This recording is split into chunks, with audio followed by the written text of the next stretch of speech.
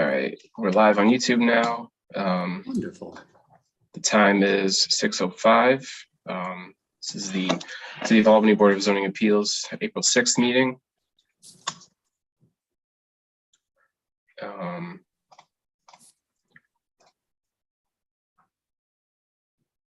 Okay, so first we have the public workshop portion of the meeting where we go over new applications.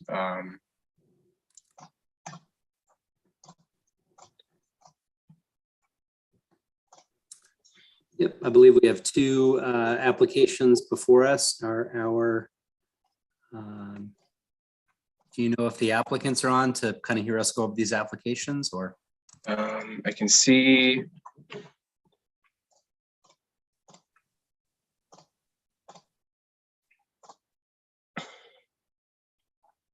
Just out of curiosity. Oh, I see the attendees here. Okay. Wonderful. I don't see the applicants for the two workshop items. Okay.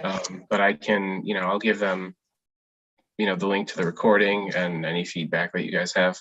That's great. And we don't typically rely on communication with the applicant. This is more of an opportunity to gather information from the application so they can have a complete application when it goes to hearing.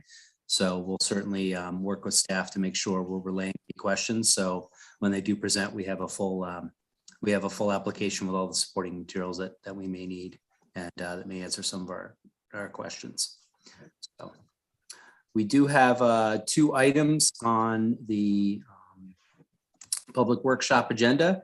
And so the first one is 1009 Central Avenue. And this is for a series of area variances. Sam, do you want to walk us through this application? Yeah, so this is at 1009 Central Avenue. They submitted permit applications for 3 wall signs. So in the MUCH district, they would only be allowed 1 wall sign.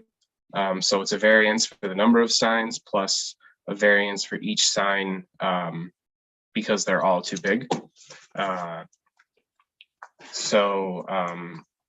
In the MUCH district, they would each be allowed, or a wall sign would have a maximum of 32 square feet. So they're proposing 1 on the front to be 75 square feet, and then for the 2 on the sides to be 48 square feet each. The agenda that I had sent you guys, I had kind of a typo in there showing that all 3 were 48 square feet. So the front wall sign is being proposed to be 75 square feet. So here's the location, this northern corner of the city, where Central Avenue goes under the highway near the border with the town of Colony. So here's the overhead. Here's where the signs are being proposed. The 75 square foot sign would be at the front. The 48 square foot signs would be on the east and on the west sides of the building.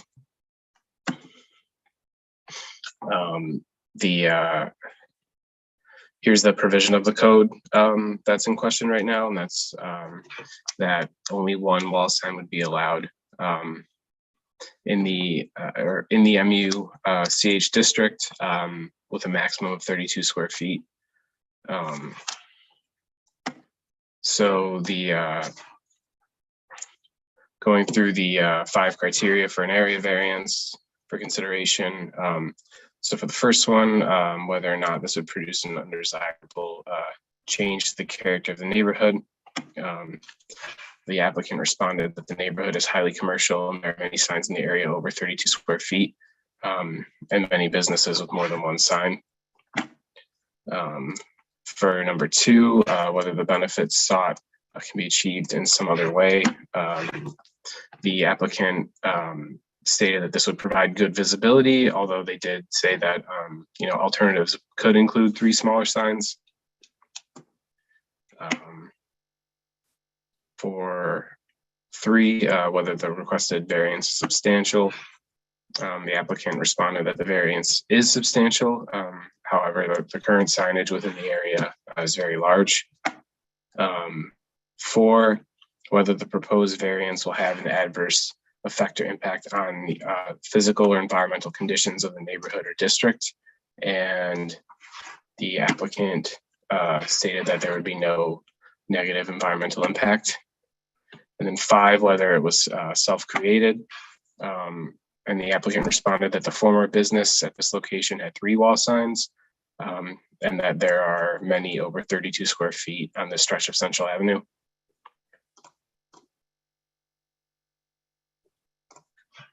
So now I will turn it over to the board. Could you call up the application so we can share that on the screen? Pull up the application.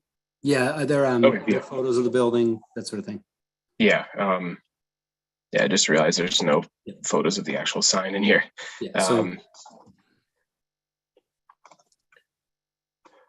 Yeah, just be 1 second. Mhm.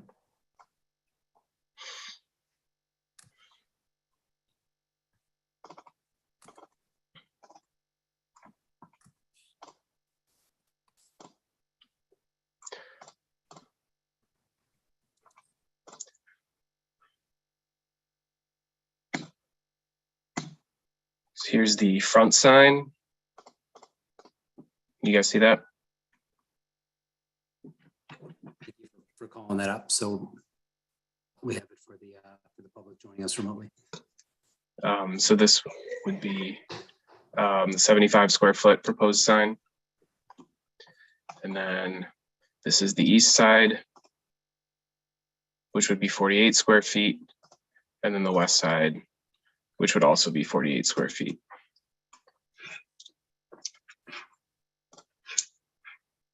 So the first question I have, and I'll jump out and ask a question, and then I'll give it to my colleagues. Their assertion that it doesn't cause an undesirable change in the neighborhood, or they're talking about other signs in the district.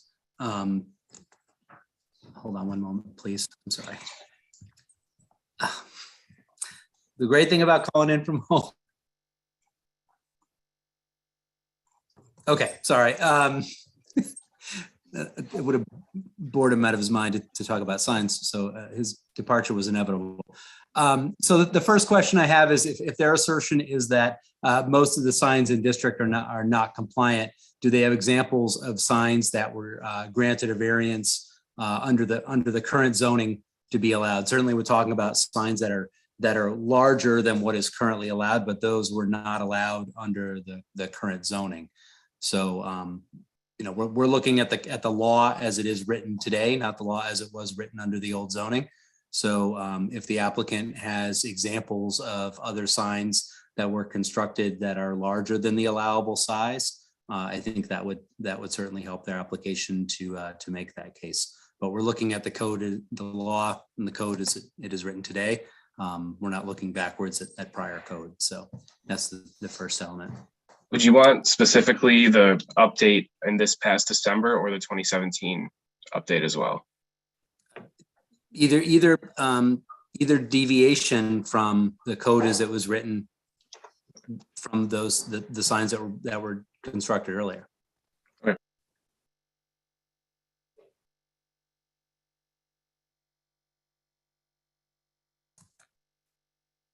And certainly we would have examples of variances that were granted in the area to exceed the 32 square foot sign requirement or multiple wall signs where one is allowed.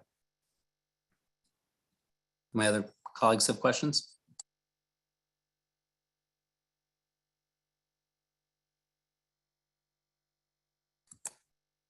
I'll ask another one while people kind of noodle on this. One of the areas of the application was alternatives considered, and it seemed like they'd put in a sentence referencing smaller signs were considered. Is there a reason why smaller signs weren't selected, or a different type of sign would be possible in the building? I can absolutely understand the necessity and desire of the applicant to have information on the building as it relates to traffic that may be moving east and west? Is there a way to accommodate a sign on the building which accomplishes east-west traffic? Or could they do this with two signs or a smaller sign in front, considering they want to advertise to east-west traffic? That would be good to have in the application. And then why those alternatives may not be feasible is certainly something that needs to be factored into the application. As we say at each of our board meetings, the board is constrained by state law to grant the minimum variance necessary to achieve the desired result and the minimum departure from law. So we need the applicant to be able to walk through why this would be the minimum sign size necessary in order to meet the requirements. I'll get that information. And anybody else want to jump in before I see you have the floor with questions?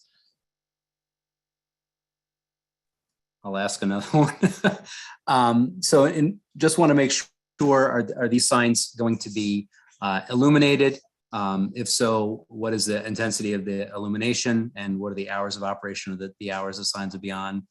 Speaking to the environmental benefit or the impact, it goes beyond stormwater pollution, but also talking about the light impact from these signs. So if the applicant could tease out some of that information in the application, I think that would be useful to have on the record when it comes to the public hearing. And certainly with an application like this, it is a self-created hardship, but that is not dispositive. We are weighing each of the 5 factors, and we don't need to have all the factors satisfied. But if the applicant is contending that it's not a self-created hardship, if there is some sort of national requirement that the signs be of a certain size for a franchise, that would be something that would need to be in the record. I would think it would help the applicant. So, and the permit applications didn't specify if they would be illuminated or not, although that is allowed in this district. But I'll get that information from the applicant. Yeah, but certainly when we're talking about the illumination of one size that meets the standard versus 3 different sizes, we're talking about quite a significant departure from what is allowed under the current regulations. So.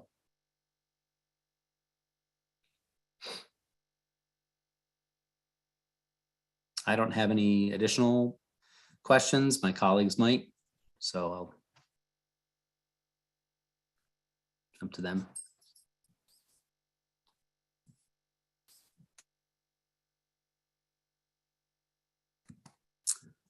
Doesn't seem like it, but if they do, they'll reach out to staff to be able to work with the applicant for the supplemental material for when this does go to public hearing, and we'll have a lot of great information. So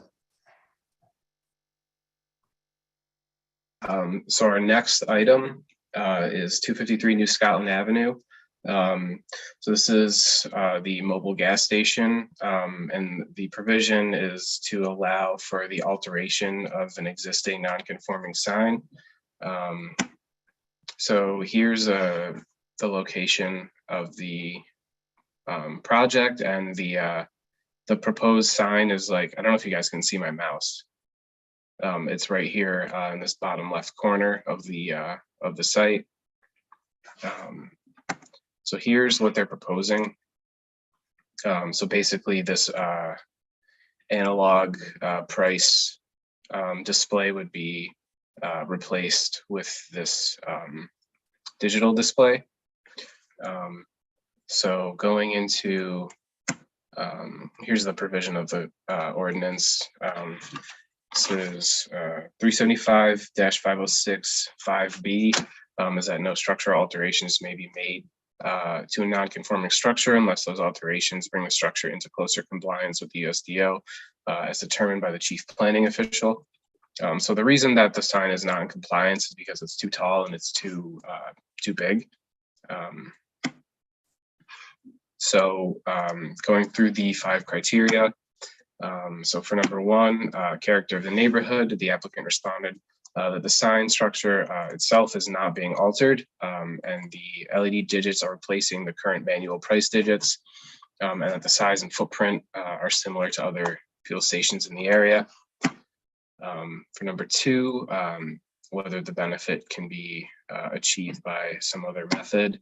The applicant responded that the LED digits will be safer to change for store employees, and that a remote control can be used to change the fuel prices from inside rather than having to actually go out and manually change the numbers, and that it'll be safer for customers and for the employees. For number 3, whether the requested area variance is substantial, the applicant responded that the sign was originally erected prior to the adoption of the USDO, and that the size and footprint would not be changing. Number 4, whether there would be adverse impacts on the environment. Applicant responded that there would be no adverse impacts. 5, whether this was self-created. The applicant responded that the sign was erected before the USDO, so that's why it's out of compliance. So now I'll turn it over to the board. Sure, and if you would be so kind, can you put the renderings up so we can have those part of the live stream? Thank you. So Sam, I just want to be clear. Our scope of oversight on this application is limited to the freestanding sign. I know that they're updating the sign over the pumps as well. Is that something that is subject to this application, or are we merely looking at the size of the LED sign that is being modified? It's strictly the modification of the display here. Good, thanks. I want to be clear what we're looking at when we're talking about the scope of the variance. Do my colleagues have any questions before I jump into my questions? Come on, guys, don't let me ask all of them. So to clarify, the part that's non-conforming is the fact that it's 5 feet or so higher than pole signs are allowed. Can you clarify that for me real quick? Yeah, so they're allowed. So for a freestanding sign in MUNC, they're allowed for it to be 5 feet tall total, and a total of 20 square feet. So it's both too tall and too big. Do you happen to have any information that gives the dimensions of the current like flip letter, whatever the plastic letter sign that box is? Like the letters themselves, or just yeah, the same way you have the dimensions on the proposed sign. Do you know what they are in the existing one? According to the application, it's the same. Okay. So they're really just changing the guts of the existing setup. That's what it appears as, but that'd be good to confirm if this needs a complete overhaul, or it's merely the we'll say guts for lack of education, lack of a proper terminology for what's inside the structure.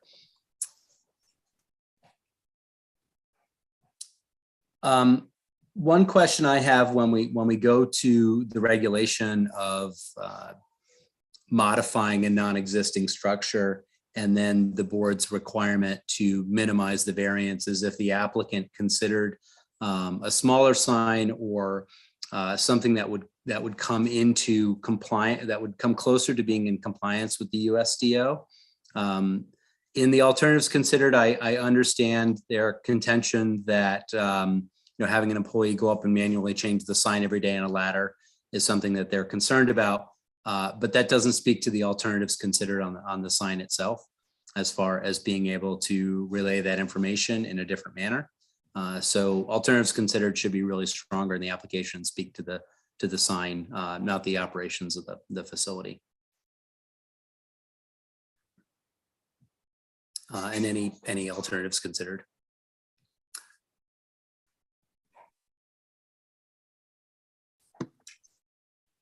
I'm curious if the applicant has stated that the sales have been impacted at all by not having digital signs.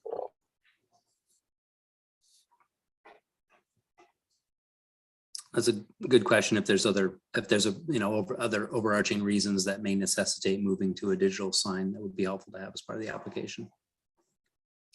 I think also some estimate of what coming into complete compliance would be if they're making a modification to the sign that's going to come into compliance.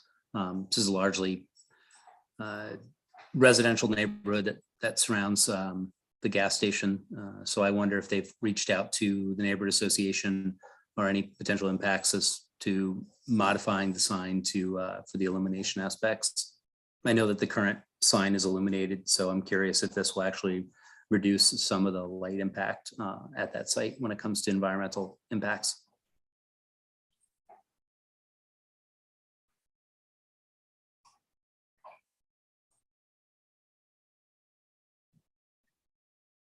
And like, Go ahead, Martin. I was going to say, like 99% of our applications, if it's the applicant that's driving this as opposed to response to a regulatory control outside of or a regulatory standard that's changed, it's a self-created hardship. But again, that's not dispositive.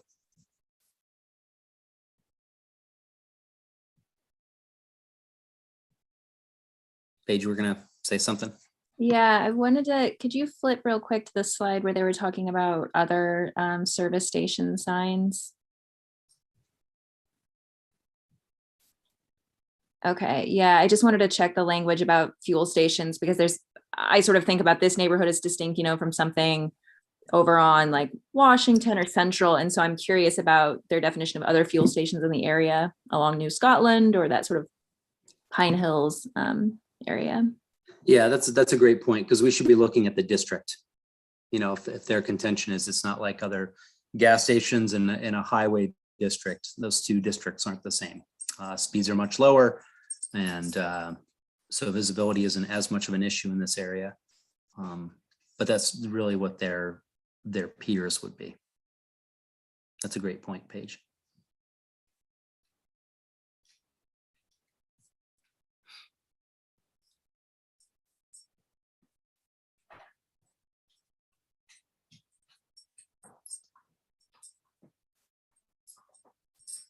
I don't have any other questions unless my fellow board members do.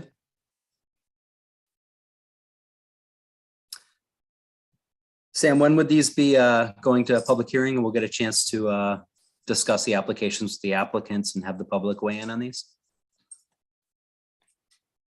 These would most likely be on the meeting for April 27th.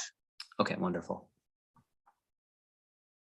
So we'll be able to get some more information for these applications and speak to the applicants themselves and have the opportunity to talk with them about them. So. Great, thank you.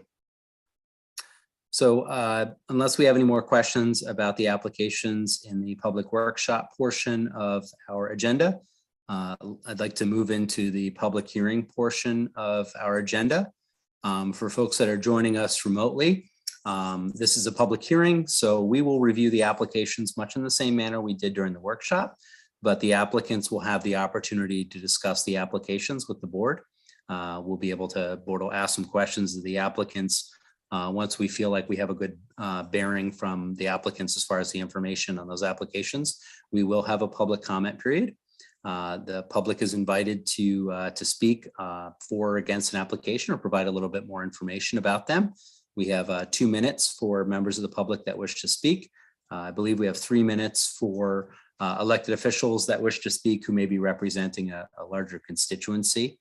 The applicant will then have an opportunity to rebut, respond to perhaps some questions or comments that the public is soliciting on behalf of an application. I would advise folks that we have always solicited public comments in a number of ways. And one of the best ways to get your public comments on record is to write a letter and submit it to the planning department. That will be added to the public record and be part of the materials that the board reviews for pending application. So for any project, if you'd like to provide comments and you don't feel like 2 minutes is enough for you, which sometimes is not, I recognize that. We do have the opportunity to submit comments in other ways. So we really encourage folks to submit comments, and I'm very happy when folks do so. So that is our public process. The board has the right to reserve not to act on an application if there may be something missing or there are additional questions we may have. But with that, let's open up the public hearing portion of our meeting. And Sam, if you would go to the agenda, we can discuss the first case. You guys see this? Yes, we are on 40 Hopewell Street. All right. So yeah, the first case for public hearing is 40 Hopewell Street. This was held for public workshop at the last BZA meeting. This is for a sign in front of the Parish of Mater Christi School. So this area is zoned residential single family medium density, and the proposal is to allow for a 9 square foot freestanding sign where the maximum permitted would be 6 square feet. So here were the slides that we had at the last presentation, and then here's the location, right where this red dot is. And the board asked for the dimensions at the last meeting. So we do have the applicant on the call. So I will give them the ability to speak so that they can answer any of the board's questions.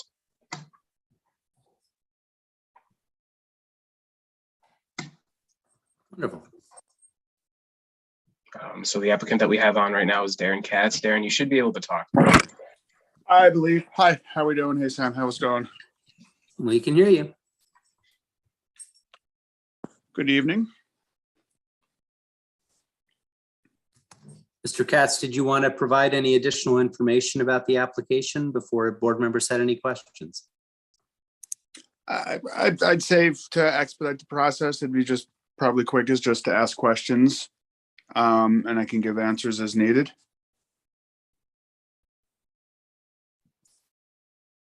Why don't we start with the generation of the request and development of the sign? Is there a current sign at this location now? And is it the school's necessity that the sign be these dimensions? And could you walk us through that process? There's not a sign. There's a simple wall sign. Currently, just some cut lettering. If you guys are familiar at all with the project, the property and the building, it's kind of on a little offset piece of the actual structure. It's an interesting intersection of which that area sits on for that entrance of the church itself because of that bend and the speed limit. There are pictures of the site if anyone is not familiar with it. So there is really no visibility for anybody unless they're walking on the sidewalk or approaching it. So it's been the church's wishes for some time to have a sign, and they finally come to the point where they're able to get the sign up, of which we're proposing to them.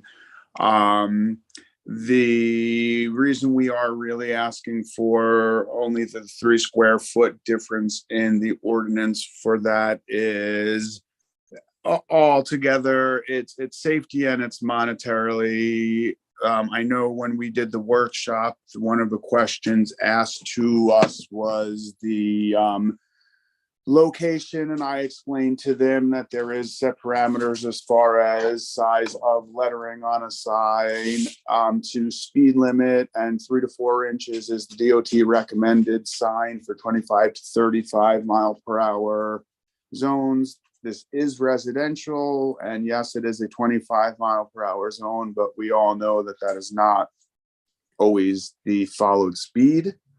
Therefore, to use the lettering to be the safest for transportation going around and people being able to find the location they're looking for without doing multiple turnarounds and pulling into private property on people's driveways and doing U-turns, the sign needed to be designed at the size it was to be readable.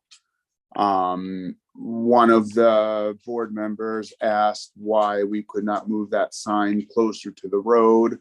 The ordinance calls for at least a 10-foot setback. Currently, we are at a 14-foot setback. The reason that we cannot move the sign any closer to the road is basically, if you know that property, or if you look at some of the current pictures, there is a light post there that has underground electric currently running to it. They will be running some in-ground shining up spotlights at some point. We're not doing that. They will be doing that. For them to run that line another 4 feet is probably about $1,000 worth of electric, because they have to do some excavating, drop the line, move everything over to tie it in from where that light post was.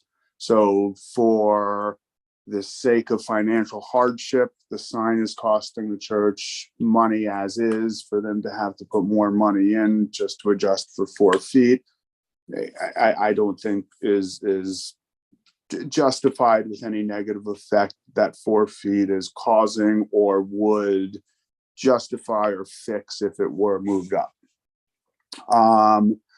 Other than that,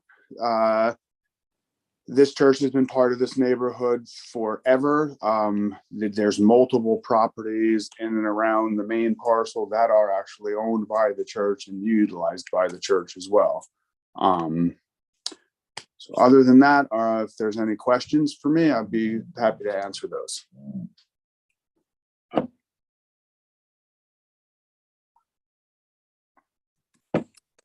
Sam, if you could, is the sign being estimated from what I'm seeing with the larger portion of the sign where it says Mater Christi Parish Office and then the address, or does the city calculate it with the sign and then what's hung underneath it in order to advertise things that may need to be changed?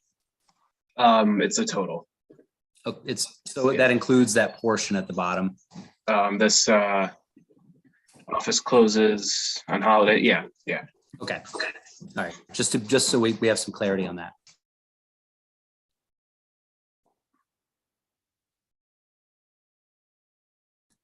Mr. Katz, did you mention that the lighting for the sign is not part of the application, but it is anticipated at some point in the future that the sign will need to be lit? To my knowledge, yes. I do believe the parishioner too, if not the pastor is on the call. I don't know if he can comment on that any further. As far as the plans and everything I have, lighting is not involved, but as far as I know, the plan is to do some uplighting, and that was the reason for the location. Okay, so it's not a sign that illuminates itself. Internally, no, not at all. Okay. Thank you. You're welcome.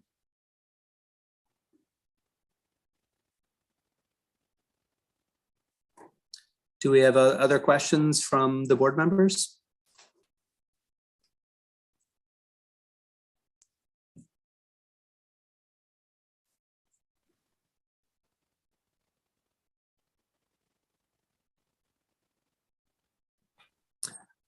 Okay, it seems like we don't have any more questions from our board members. Sam, is there anyone signed up to participate in the public comment portion for this application? There wasn't, but if anyone would like to speak, just raise your hand.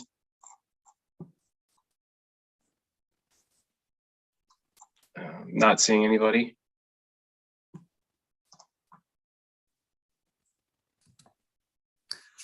It looks like we have a pretty good handle on this application, at least I do.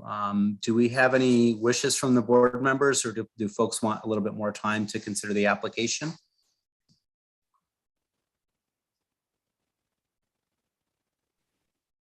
I move that we approve this request. I think there was a cat seconding you somewhere. So we have a motion to grant the variance for this project. Do we have a second? I'll second that, Martin. Can't find my mute button. Hang on one second. Like on the agenda page. Okay, well, I wasn't muted. Okay, So hang on, let me make sure I read this correctly, and I'm going to go to my agenda. Please bear with me for a moment. Thank you, folks. Okay.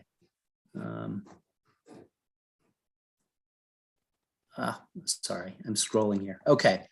So we have a motion and a second. All in favor of granting area variance number 100 to allow for a 9-foot square sign, freestanding sign where the maximum permitted sign is 6 square feet for 40 Hopewell Street. I'll say aye. Do you have any other? Aye. Aye. Nays, abstentions? Great, the motion carries. Thank you very much. We're all set. We are all set. Okay. Thank you very much, guys. Have a good. Thank you. Sam, would you call up the next item, please?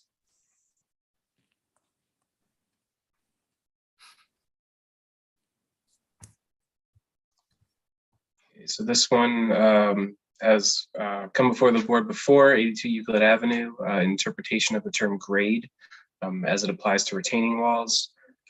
We do have the applicant, Mr. Zimring, here on the call.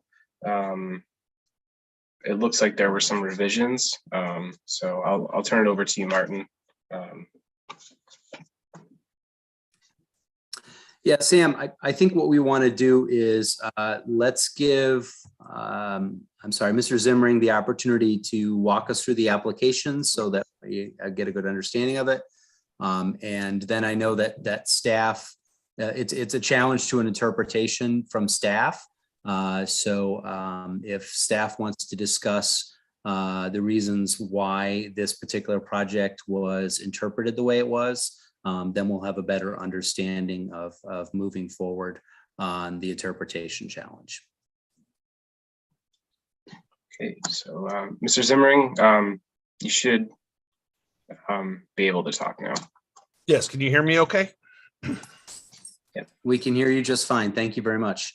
Thank you for the opportunity. If this basically comes down to, as we discussed at the workshop, which side of the wall do we start measuring the height? And planning department has taken the position that we take it from, start measuring from the bottom of the retaining wall on the non-retained side. I've got a couple of pictures. If we could move to the a picture. This is what we looked at last time. Everything in green is going to be covered, is part of the hill on which my house sits. Again, if we could go to the next picture.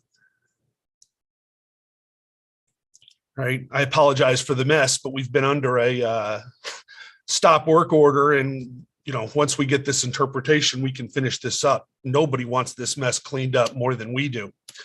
But one thing this picture illustrates is that the house sits on a hill, and even as it is built right this minute, the top of the retaining wall, even at its highest, is not higher than the highest portion of the hill on which the house sits. And if we go to the next slide, which is the same picture, the portion in yellow, that's coming off.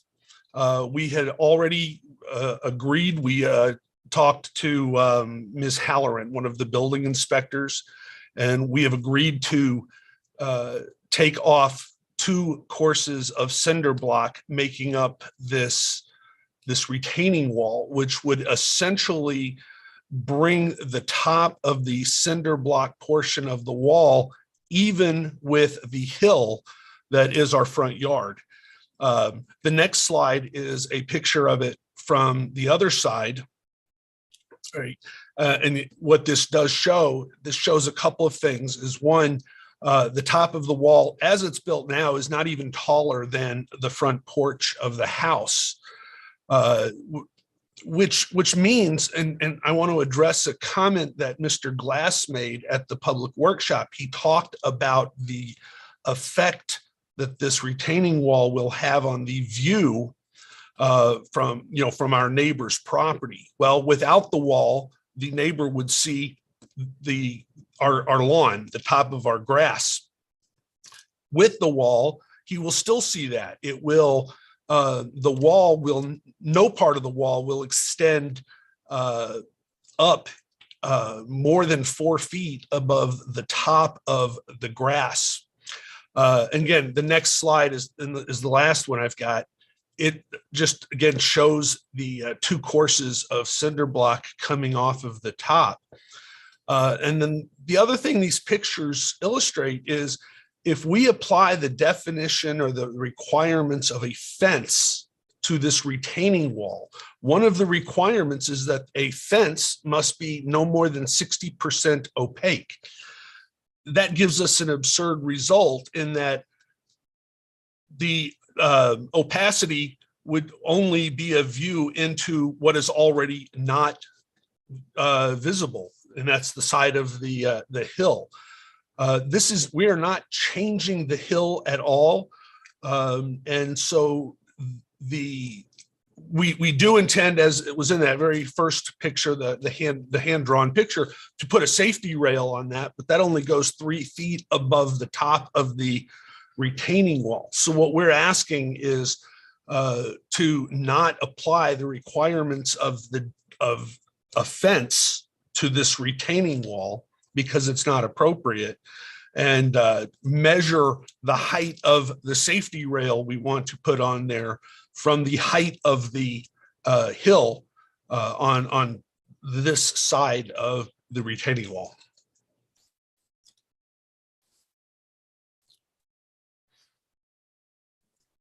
I appreciate you walking us through the application and providing the update about the 2 courses of cinder block on the top, so we can get a good sense of the height of the structure before we put that safety rail on. I will ask one question before I turn it over to staff. That safety rail is a necessity because of the immediate change in grade. I just asked my question a little differently. Is it your belief that safety rail is a necessity because of the change of grade from the lawn onto the driveway, that was something that was required by the building department? Well, in my discussions with the building inspector, Ms. Halloran, she told me if there is a drop of more than, I believe she said 52 inches, but somewhere in there, that a safety rail is required. And regardless, we don't want someone to accidentally fall over mowing a lawn. We don't want to send a lawnmower over, especially as you can see, the top of the retaining wall will essentially be even with the lawn as it exists today. So, thank you. Yeah, so it seems like because of this structure, the fence itself is not something you have a choice on because of the height of the retaining wall. So, Stan, if you could walk us through the department's interpretation of how this is viewed as the height for this particular project. Yeah, the department has determined that the height of a wall or fence, in this case, would be measured from both sides, so that basically the height from we can't ignore the height from the other side of the fence or the other side of the wall.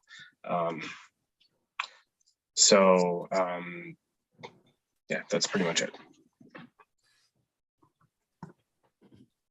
Sam, could you call up 375?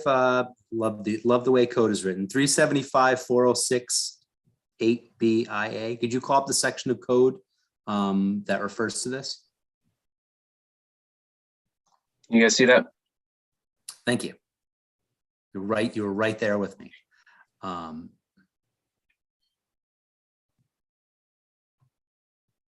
Okay, so this description, I'm just going to read it. I know when people love folks when they read code, but I want to make sure that I'm understanding correctly and we have the opportunity to ask a question here. So when it refers to height and opacity, walls and fences located in a front yard not including a yard area behind the front wall plane of the principal building and facing a secondary street on a corner lot shall not exceed 4 feet in height and shall be a maximum of 60% opaque, except in I1, I2 districts where they shall not exceed 6 feet in height. Walls and fences located in any side or rear yard, including corner lots, should not exceed 6 feet in height. So the opacity really isn't an issue here because we're talking about the wall structure. And you're measuring the height of this structure as the wall plus the railing. Is that correct? Yes. Okay. While I'm staring at this code and I want to provide the opportunity for my colleagues to ask any questions as it relates to the project. So if folks want to jump in and ask some questions, please.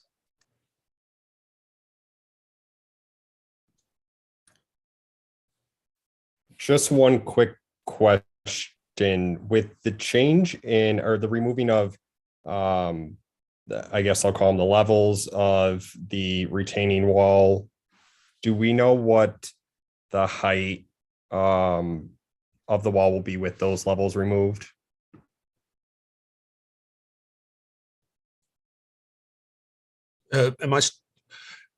Well, the at the closest to the corner of the house, it's still approximately about 6 feet. About 6 feet from the top of the retaining wall to the sidewalk that is going to the basement door. And then the that walkway that goes from the basement to the basement door, it comes up to the sidewalk. It's the basement floor is slightly below the city sidewalk. I don't know exactly how far below, but a foot or two. Thank you.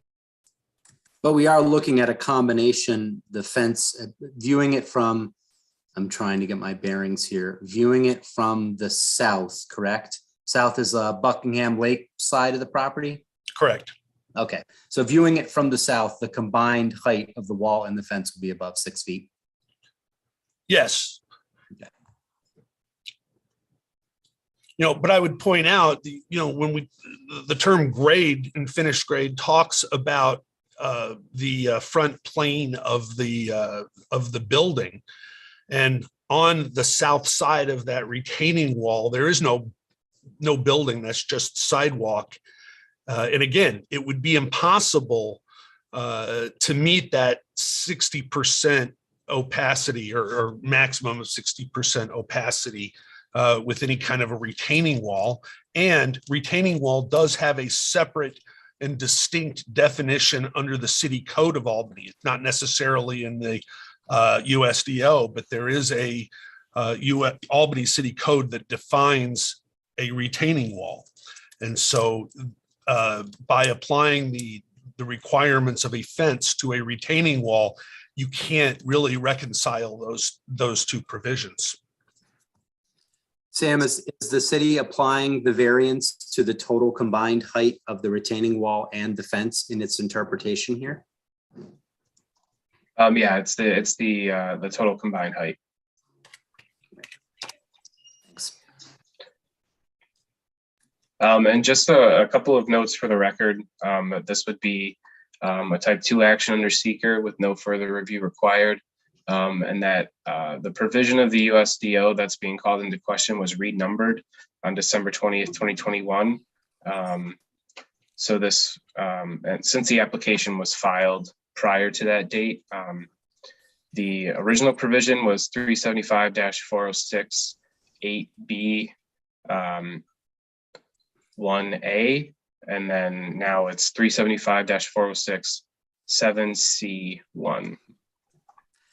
Thanks for adding that to the record. Yeah, ministerial review. So thank you. With that, unless my board members fellow board members want to jump in, they're not mine, they're the board members. Unless the fellow board members would like to jump in, my colleagues, do we have any folks that would like to provide public comment on this application?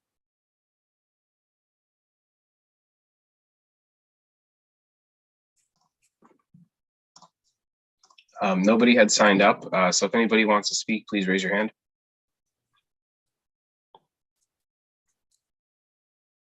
I'm seeing nobody.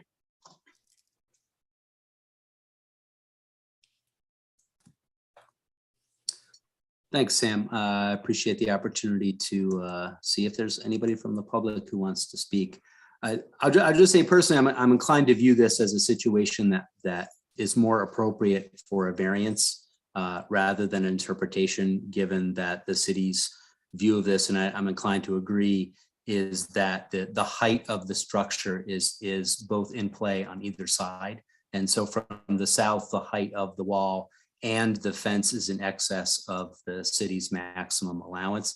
I absolutely understand the necessity for the fence on top of the retaining wall is something that's outside the applicant's control, which is a really great factor when considering a variance. But personally, I believe that this is the city's interpretation is correct.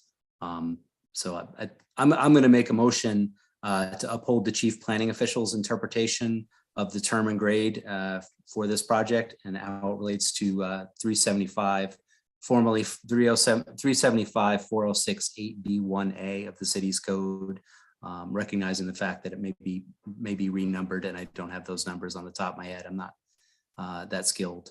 But we do have a motion if the board members wish to make a second, or the motion may die, but if we do have a motion out there. Second. We have a second from Serena. We have all in favor? I'll say aye. Do we have any nays or abstentions? We do not. So motion carries. We'll uphold the interpretation from the city. I believe it's still appropriate for me to communicate. I personally believe it. I think this is better as a variance application. And I know staff can communicate with the applicant about this application to submit it, so we can review this as a variance and not change the interpretation of how the city views walls and fences. So Sam, I do know that we have some pending litigation related to another case, and with that, I would like to make a motion to go into executive session to discuss pending litigation. Do we have a second? That will conclude the public hearing portion of our evening. Actually, hold on, before you second, let's properly close the public hearing, and I'll rescind my motion, and then we can go into executive session if people so desire. So I will rescind my motion, and I will say, do we have a motion to end the public hearing section of our meeting tonight? I know Robert is spinning in his grave of rules. I move that we end the public session. Thank you. Do we have a second? Second. Second. Was that Paige? Thank you, Paige. All in favor? Aye. All right, wonderful. That concludes the public hearing portion of our meeting. I would like to now make a motion that we go into executive session to discuss pending litigation. Second that again. All right, thank you. All in favor? Aye. So thanks for those of you who joined us from home. Motion is carried. We are going to end our live stream, and we are going to go